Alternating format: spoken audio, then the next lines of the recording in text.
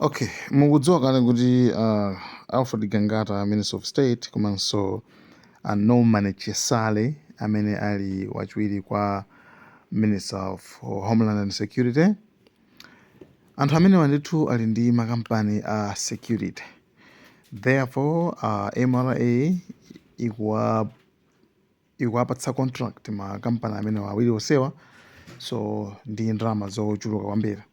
So okay, ndi nkhani yakulapa ndino kuti anthu akufunsa kuti why a contract kupita kwa minister amene wawa, and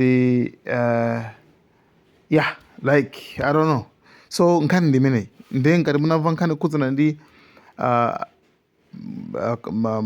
ma security companies who belong to these two guys, gentlemen, Norman Chesale komanso Alfred Gangata, ndi imeneyi ndithu.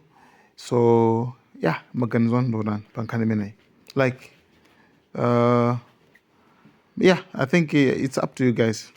Now over to you, because I don't want to comment on this one, and I know a lot of people will be coming and be like, hey, like Mezo Karia. Komano, what's your comment? What's your take? Maganizo anu ndotani pa nkhani imeneyi. Maganizo awa uyu Nzika, I think under President Nzika coalition ikakangati. Yeah, so now so ndi maganizo awo. Ndofuna kukamba za nkhani iyi. Nkhani imene wina aliyense pale panopa akuyikamba ili nkamwa. Now the point which I'm trying to put across ndi nkhani yonena kuti tikudziona kuti contract zimene zizapatsidwa ndi MRA kupereka contract kwa master security imene yapatsidwa 3.3 billion. Komanso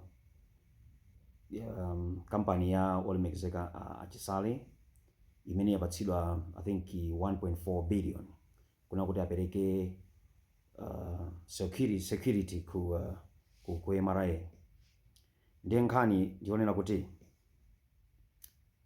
anzathu inu ya MRA mwatsata njira zake zitizo zonena kuti company ya a Minister of State amene ali olemekezeka Gangata pa makampani zonse amene anapanga nawo bid kuna kuti company imene iyi mwayipatsa 3.3 billion yapambana motani makampani zonse. Tikanakonda zimenezo tikanadziwa.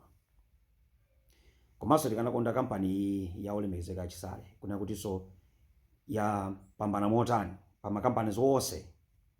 Chifukwa malawi muno muli makampani ambiri amene amapanga provide security. Ndiye tikanakonda kuti tikanadziwa kunena kuti criteria imene mwayuza ndi ma factors amene you have actually taken into consideration ndi chani, kuti makampani zena onse amene alephera pa zifukwa za mtundu wanji. Mafunso amene wandikufunsa nkhani ndi kamba chifukwa kuti tisamayiwale kuna kuti company yoyambirirayi imene yalandira 3.3 billion ndi company ya munthu amene ali minister mu boma lolamula ili. Ndikuti tupereka chithunzi cha mtundu wanji ku dziko la Malawi. Komanso mu boma lomwe lolamula muliso minister wina amene so company yake yalandiranso award from inuyo anzathu a MRA. Ndiye nthawi zina ndi bwino, let us know as Malawians kuna kuti ifeyo tinagwiritsa ntchito ABCD. Awawa ndi amene apambana, osatengeranso kuti poze ndi minister, osatengeranso kuti ndi boma lolamula. Chifukwa mafunso amene alipo ndiona kuti kodi kanakhala ngati MCB jedawina, kodi awa sakanapanga nawo bid maujena kanati obviously akanapanga nawo bid akanawina ngati akanawina tionetseni kuna kuti apambana mwa mtundu wanji. Komanso teni ngati dziko ine ndikanakonda kunena kuti kuthana ndi issue yakatangale. Pali zinthu zina zimene nzochita kudziwikira anthu kuna kuti apa zinthu sizidayende bwino. Apa mwina hands have been exchanged. Ndiyo kuopa zinthu ngati zimenezozo. Why can't we just put a ban? Kuna kuti company ina iliyonse imene mwini wake kandiwe minister usamapange nawo bidi yayi. Munomo muli Amalawi ambiri akuvutika munomo Amalawi ambiri akuvutika kupanga maintain ma documents awo. Mumadziwa tax clearance certificate ijayo si zazibwanabwana kuti uyipange maintain chaka ndi chaka. It's not easy. PPDA ijayo, it's not easy because if you don't have tax clearance, you can't have PPDA. It's certificate image, and if you can't have PPDA, you can't bid anything. Mudziko munomo, chochokera kuboma, you can't. Panopa even certificate yathu, certificate ya business, panopa ili expiry date tsopano. Kale bola imankhauli certificate, panopa ili expiry date.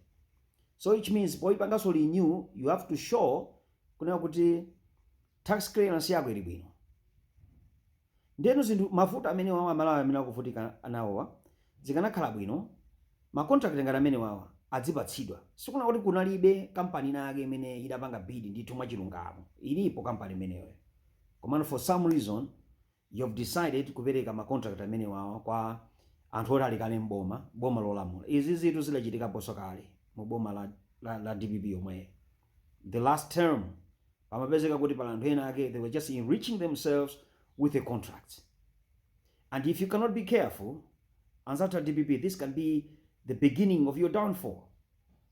For Amalawi kulipilirani, Amalawi amaona, Amalawi saiwala yai, Amalawi ambakale kumfa kuwawa as I'm talking right now. Sinkani yokai imeni from kamba even in kane fertilizer. You remember you have told Malawi na kutagula fertilizer pa 10,000 and fertilizer many wapita wagulidwa ndikati fertilizer tochepa kwambiri. Matipafeteza tochepa tauzira kuti kubwera chimanga chokera ku Zambia chimanga sichilabwera zimenezo za Malawi akuona tizira Malawi tikuona nkhani ngati imeneyo. So iyi issue iyi ngati these two individuals they have actually got these contracts mwa ndondomeko yake imene akukhalira.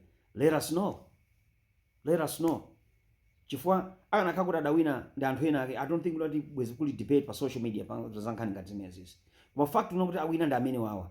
Inuyo IMRA come public, come clear and explain kuti company ya wolemekezeka Agangata yawina chifukwa cha ABCD. Company ya awawa Ajisali yawinaso chifukwa cha ABCD. Yabida makampani zonse chifukwa choti adapambana motere. Tikatero mwina kapena there will be some sort of a solace.